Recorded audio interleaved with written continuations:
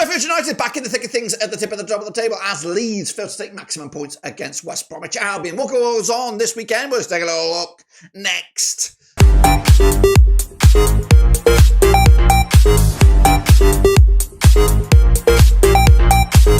That's right, folks, back once again with another video today. It's all about Matchday number 36, that's right, in the Championship. And we'll get to it in a second. If you knew where you've been, smash your subscribe when you want to stop shop for Blackburn Rovers, Championship, World Football. We're going to all here under one rooski. That's right, Leeds tripped up against Tony Mowbray's West Brom this past weekend. Sheffield United took full points in their own match, of course, to close the gap to just 3 points heading into this match week. That's right, what will go on, of course, this weekend. We'll take a little look, all of it in a second. Big shout out to the members, big shout out to the patrons. You know who you are. All we're going to do now, though, is, of course, look back to the last weekend's games. Of course, look on forward to this week's drama in the Championship. Sit tight, hold on. Away we go. So here we go, guys. Now, disclaimer. I am actually recording this ahead of the games at the bottom of the screen here. These games, Cardiff, Burnley, all taking place on Tuesday. That's this week.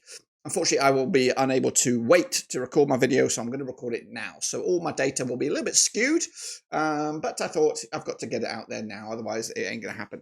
So we'll go over the games that we do know the results, including Sheffield Wednesday's 2-1 loss to Sunderland, got that one spot on the nose. Meanwhile, Blackburn and Norwich 1-1, got that one spot on the nose. Leeds, what were they doing? Only a draw against West Bromwich Albion. Coventry did the business, 3-2 winners at Oxford. I went with the 2-1 win. Luton got their first win in a long time over Portsmouth 1-0. Borough beat Derby 1-0 out with a 2-0 win. Sheffield United with a 2-1 win over QPR. I got them on spot on the nose as well. Stoke with a 0-0 draw over Watford. I did pretty good, guys. So that's the situation we have right there. Of course, there are other games, and those games will take place Tuesday and will affect the table. But as of right now, this is what the table looks like, and it won't have too much bearing. Of course, Bristol City could be in the playoffs with their victory. Of course, it will need a bit of a goal swing if it has to be the case. But regardless, the top will be the top, and the bottom will be the bottom this time around. So that's the state of play there. I admire it. Take a look at it. Selfie if you like. But what we're going to do now, though, is, of course, look forward to the next round of games. I'm not going to give you an update on the prediction league. Just do your thing. I think I did well, and I'm quite gutted that I can't do it. But there's 4 games missing, and I'm not going to do it right now. We are going to look at these games that are coming at you this coming weekend. So again, stats, form and all that will be a little bit skewed as 8 teams still yet to play this weekend's games, if you know what I mean. But we're going to go with a trip to, where are we? We're going to Carrow Road on Friday night. It's Norwich, it is Oxford. Coming at you at Carrow Road. Jonas Torrent's boys are 58% form, just 1 win though in the last 5. They sit 11th as of recording. Up against Oxford under Gary Rowett, and of course that new bounce has completely washed off. They are winless in the last 6 matches. They've actually lost 3 on the spin. They sit 18th right now, 38 points for the season. They've played Norwich 7 times since 1996, 3 wins apiece and 1 draw. Last time around over at Carrow Road, it was a 3-1 win though for Oxford way back in November 1998. However, the reverse fixture, a 2-0 win for Oxford at the Kazan back in August. Norwich on the back of that 1-1 weird bizarro game against Blackburn Rovers just the other day. Oxford losing at Coventry, at home to Coventry. The bookies odds for this one, Norwich should fancy their chances. They'll find their scoring boots this weekend. I'm going to go with a 2-0 win though, Norwich under the cameras on Friday night. Let's go to Coventry. They're up against Stoke, and the Coventry are well on track. And I would even go to say they even could push to finish much higher in the table, maybe 4th, maybe even 3rd, if other folks really just basically don't show up. Because I think Coventry have got the momentum, they've got the goals, they've got the manager, they've got everything's going for them right now. So they are the team to stop. They're coming into this on 67% form for them right now, winning 4 on the spin. They sit 5th, 53 points for the campaign. Up against Stoke under Mark Robbins. It's not really worked out for him, has it, at the moment? Just 1 win in the last 6. They sit 19th with 36 points for the season. They played 22 times since 2002. 9 wins Coventry, 8 wins Stoke. There's been 5 draws between the two sides. Last time around over at the RCA Arena, it was a 0-0 draw back in November 2023. The reverse fixture, a 1-0 win for Stoke against Coventry. The elephant in the room, I've completely forgot about it. Mark Robbins, of course, ex-Coventry gaffer.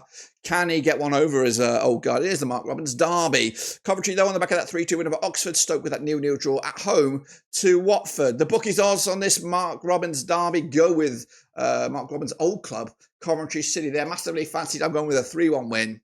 And of course, Stoke City taking a massive L. Meanwhile, let's go over to Vicarage Road in a bit of a London affair. So a bit of a greater London affair. Watford under Tom Cleverley on a bit of form right now. 50% form for them. 1-2 lost to and drawn to over the last 6. Just one defeat though in the last 5. They sit 10th with 49 points for the season. Up against Millwall under Alex Neil, who sit 12th with 45 points for the season. Just one win though in the last 5. These two sides have played 34 times since 1993. 16 wins Watford, 12 wins Millwall. There's been 6 draws between the two sides. Last time around over at Vicarage Road, it was a 2-2 draw back in October 2023. The reverse fixture at the Den, it was a 3-2 win for Watford back in August. Watford on the back of that 0-0 draw against Stoke. They make it back-to-back. In fact, 3 clean sheets on the spin for Watford at the moment. They've got a bit of form going at the moment. Meanwhile, on the flip side, Millwall on the back of that 3-1 loss to Crystal Palace, but they are taking on Bristol City this midweek, which could give them a big old boost. The odds for this one, though, Watford got that form right now. They've got the bookies on side. I'm going with a 1-1 draw, though, because it's Millwall, where they like to grind out some results. And I can see them doing this as well. Big week it could be for Bristol City, though, as they take on Hull at Thrashton Gate. Bristol City under Liam Manning. They are 9th in the table, 49 points for the season, just one defeat in the last 6. Up against Hull under Ruben Selles, just one win in the last 5. They're on 42% form, and they're 21st in the table with 33 points. They played 27 times since 2004. 10 wins for the Robins, 7 wins for the Tigers. There's been 10 draws between two sides. Last time around over at Thrashton Gate, 5-goal thriller, 3-2 win it was for Bristol City. The reverse fixture at the MKM was a 1-1 draw back in August. Bristol City have won 3 on the spin against Hull at this very venue. They're coming into this on the back of a 2-1 win over Borough. Again, taking on Millwall this midweek. Hull on the flip side, taking on Plymouth this week. Spicy, very, very spicy. And that's going to be a bit of a ding-dong affair. They're coming into this on the back of that 1-0 loss to Cardiff. The odds for this one, though, Bristol City should fancy their chances here, and they could have a good old strong week. I'm going with a 1-1 draw here because there's so much on the line. Maybe I'm just hoping for a little bit of something, because I think Bristol City could also be a bit of a dark shot. Meanwhile, Burnley up against Luton. That's right, Luton got back to winning ways. Burnley, of course, got absolutely embarrassed by Preston in the FA Cup. They are out. Scott Parker's boys are 3rd in the table, 68 points for the season. 75% form for them in all competitions. They've just won once in the last 3 matches. Luton under Matt Bloomfield just won once in the last 6. 22 spot in the table, 31 points for the season. They played Burnley 11 times since 1994. They've won, Burnley won 7-0 for Luton, 4 draws between the two sides. Last time around over at Turdmore, it was a 1-1 draw back in January 2024. That was in the Premier League. The reverse fixture, a 4-1 win for Burnley at Kenilworth Road back in August. Luton on the back of that 1-0 win, massive win over Portsmouth, boosts their chances. Burnley on the back of that 3-0 loss to Preston. The odds for this one, Burnley should bounce back. Of course, it was a rotated team. I'm not trying to give excuses for them, but it was a rotated squad against the Preston team there. But Burnley should win this one if they're going to have any aspirations for top 2. 3-0 winners against Luton Town. Then we go to the game of the day. Oh, wow. It is Derby. It is Blackburn Rovers. It is the John Eustace Derby at Derby. Of course, as Blackburn Rovers come into this up against their old coach, the Snakes will be out, guys. Not by me, but a lot of fans. The Rubber Snakes. It's coming at you at Pride Park on the 8th of March. John Eustace currently find themselves bottom of the pile, 24th in the table, 29 points for the season. Up against Blackburn and Valorant Ishmael, and Rovers are coming into on 42% form, just one defeat in the last 4. They are outside the playoffs as of right now, and they played Derby 30 times since 1996. 9 wins Derby, 14 wins Blackburn. There's been 7 draws between the two sides. Derby haven't won in the last 12 games. John Eustace yet to win, yet to score a goal. It all smells like a victory. If you're a betting man, this is it. This is where you got to make your money. Derby, I might even do it myself. Derby, last time around at this venue was a 2-1 win for Blackburn. Blackburn actually won 5 on the spin against Derby. Goodness gracious me, including a 4-2 win on match number 1 at Ewood. When Paul Warren was in charge and John Eustace was in charge.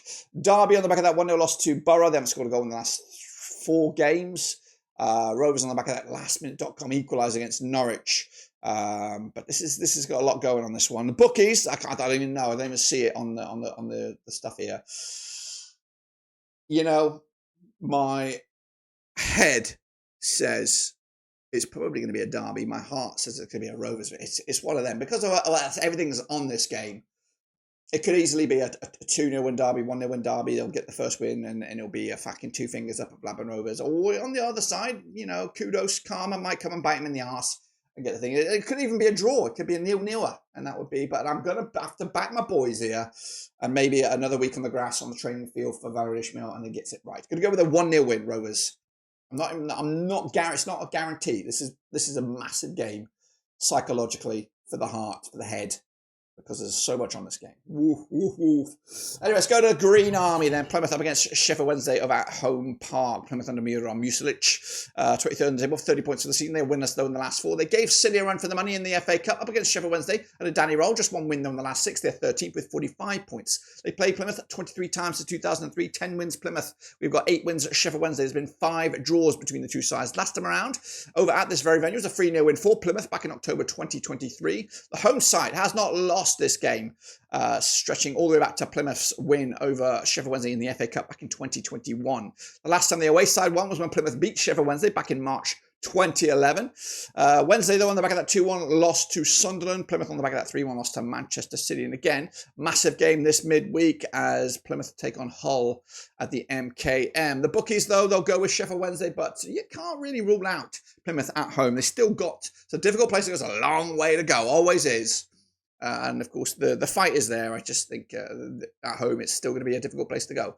Money to be made there. Meanwhile, Sheffield United up against Preston North End. It's the matey boy derby. It's Paul Heckingbottom derby over at Bramall Lane. Sheffield United under Chris Wilder, second in the table, 73 points for the season. Just one defeat in the last 6 up against Preston under Paul Heckingbottom. Just one defeat in the last 6, and they've got an FA Cup quarter-final to be looking forward to. They are 15th in the table, 42 points for the season. They've played the Blades 43 times since the year 2000. 19 wins for Sheffield United, 10 wins for Preston. There's been 14 draws between the two sides. Last time around, over at Bramall Lane, it was a 4-1 win for Sheffield United back in April 2023. The reverse fixture, a 2-0 win for Sheffield United at Deepdale on the opening day of the season. The Blades on the back of a 2-1 win over QPR. Preston with that 3-0 win over Burnley. That's right.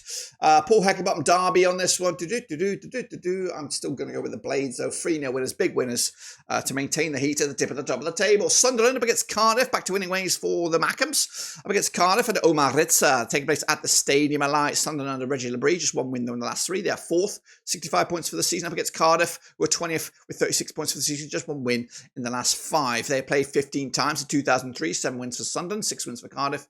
There's been 2 draws between the two sides. Last time around at this venue, it was a 1-0 win for Cardiff back in September 2023. In fact, the home side has lost this last 5 matches. 3 of them in Wales, 2 of them in Sunderland. Can it continue? We'll see. Sunderland did beat Cardiff in the opening day of the season in Wales back in August. Cardiff on the back of that 2-0 loss to Villa in the FA Cup. Sunderland with a 2-1 win over Sheffield Wednesday at Hillsborough. Sunderland are fancied here. Cardiff the underdogs. Again, busy week for Cardiff. Double match week as they got to look forward to that. Swansea against Borough. Swansea still on the lookout, and it could be Sheehan to the end of the season. That's what it looks like. That's what it feels like. 60 for the table, 40 points for the season. 2 wins out of the last 4 matches. Up against Borough under Michael Carrick, back-to-back wins. 8th, 50 points for the season. They played 20 times, these two sides, in 2009. 7 wins Swansea, 9 wins Borough. There's been 4 draws between the two sides. Middlesbrough have won 5 on the spin against Swansea, including last time they played in Wales. 2-1 winners back in December 2023. The reverse fixture, a 1-0 win at the Riverside for the Borough back in August. Borough on the back of that 1-0 win over Derby. Swansea did beat Blackburn last time around, but they were taking on Preston this midweek. The odds for this one, Swansea underdogs, Borough the fancied on this one. I'm going with a draw here, point apiece. And then Borough will be edging closer to that top 6.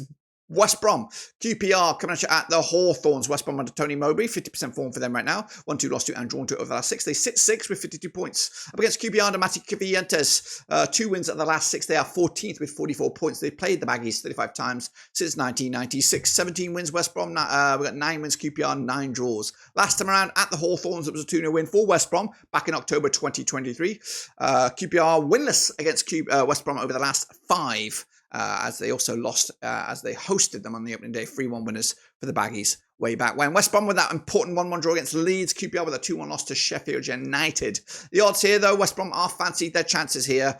QPR underdogs on this one. I'm going to go with a 2-1 win for the Baggies to maintain their top 6. And then finally, we go Fratton Park. It's Portsmouth. It is Leeds.